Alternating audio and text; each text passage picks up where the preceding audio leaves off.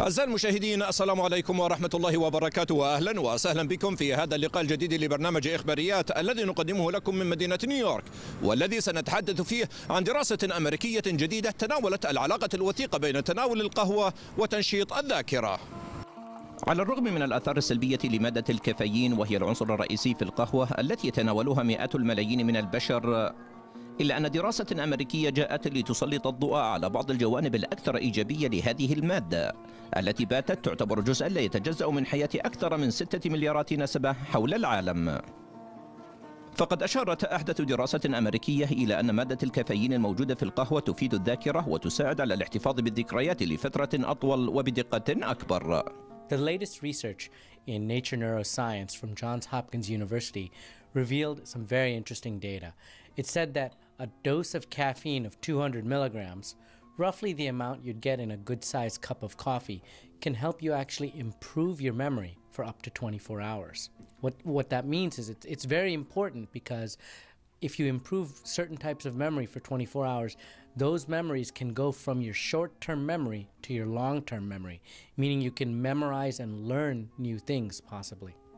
ومع أن النتائج الأولية للدراسة التي أجريت في جامعة جون هوبكنز الأمريكية ما زالت بحاجة للمزيد من الدراسات والأبحاث، خاصة مع الأخذ بعين الاعتبار العوامل الأخرى التي قد تعزز قدرات الدماغ، إلا أن النتائج الأولية أثبتت أن مادة الكافيين تعزز بعض الذكريات لأكثر من 24 ساعة تقريبا من تناول القهوة. Well, caffeine acts as a stimulant on the brain, meaning that it excites the neurons or the nerve cells inside the brain, making the electrical connections a little bit more robust, a little more alive, as it were.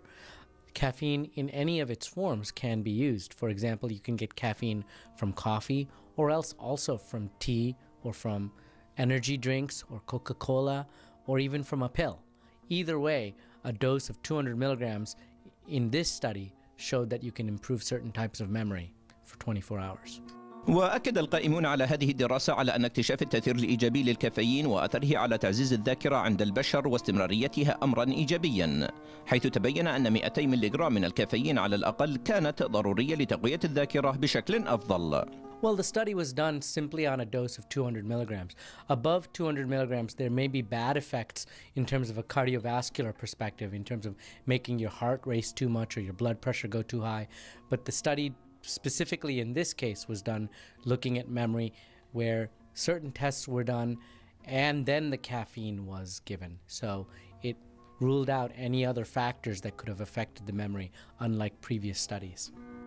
وأشارت الدراسة إلى أن تناول فنجان من القهوة يساهم بشكل ملحوظ في تعزيز تدفق الدم في الأوعية الدموية ومساعدتها على العمل بشكل أفضل، حيث كشفت الدراسة التي شملت أكثر من 70 شخصا بالغا أن تناول فنجان واحد من القهوة المحتوي على الكافيين ساهم بشكل ملحوظ في تحسين تدفق الدم بالأصابع، وهي التي تقيس وتعبر عن كفاءة الأوعية الدموية الدقيقة لأنها تحتوي على عدد كبير من تلك الأوعية.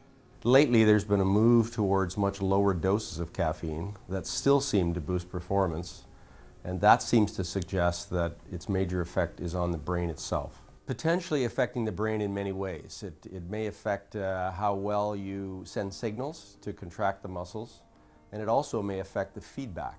وأكدت هذه الدراسة فعالية القهوة في تعزيز صحة القلب والأوعية الدموية، وذلك عن طريق الحد من الالتهابات وفتح الأوعية الدموية المغلقة، كما أنها ساهمت في تعزيز وظائف بطانة الأوعية الدموية لدى الأشخاص الذين يتناولون القهوة.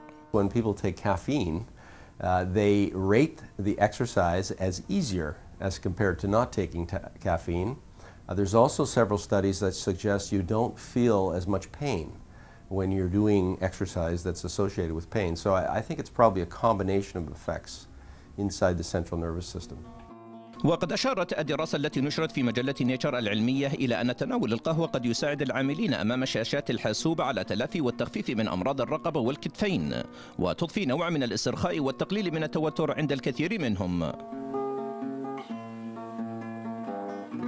وخلصت الدراسة إلى القول بأن تناول فنجان من القهوة الخفيفة بعد الأكل مباشرة، خاصة عند كبار السن، يقيهم من الإصابة بأمراض القلب، وأن الأشخاص الذين استهلكوا كميات أكبر من القهوة سجلوا معدلات وفيات أقل، خاصة وأن القهوة سريعة الذوبان أظهرت فاعلية وتأثيرا إيجابيا على خفض معدلات الإصابة بالأزمات القلبية.